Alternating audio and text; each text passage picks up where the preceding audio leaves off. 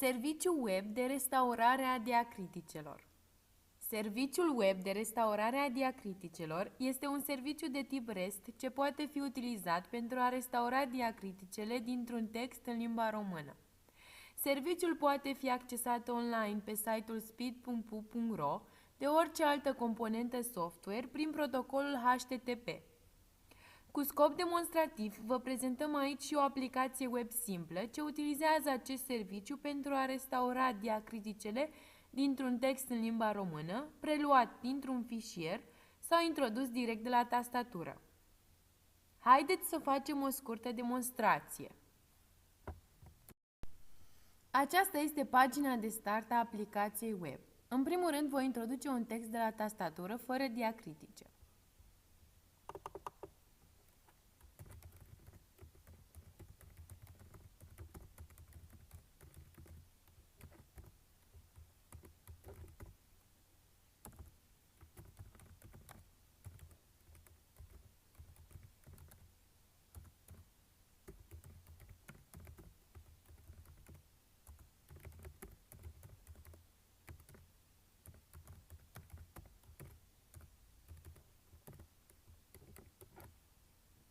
Voi apăsa pe butonul Submit, făcând astfel o cerere către sistemul de restaurare, iar acesta îmi va răspunde cu textul corectat cu diacriticele restaurate.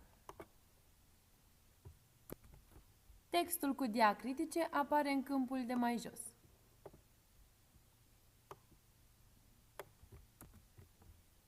Haideți să încercăm cu un text de pe un site oarecare de știri, pentru că multe știri online sunt redactate fără diacritice.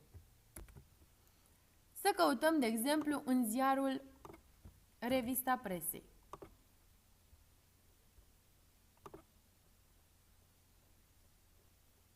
Vom lua de aici o știre la întâmplare. Chiar prima știre.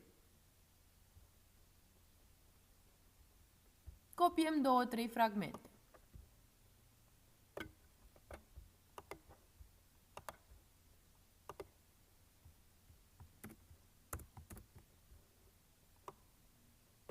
Inspectăm știrea și facem o cerere către sistemul de restaurare.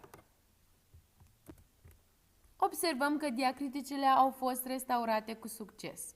Dacă aș fi redactor de știri, aș pune această variantă pe site-ul de știri. Avem și posibilitatea salvării fișierului rezultat.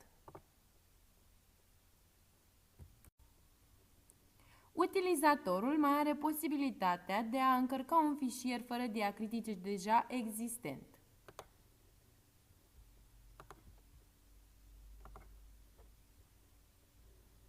Să-i restaureze diacriticele și să salveze fișierul rezultat.